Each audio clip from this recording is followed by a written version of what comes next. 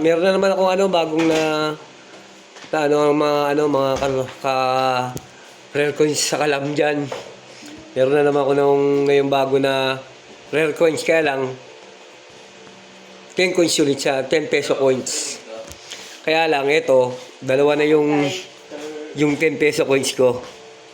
Yan si Apolinario, si Antonio Luna. Ito pa isa, Antonio Luna rin. Dalawa pareho siyang Antonio Luna. Yan, ito pa isa. Pareho silang Antonio Luna.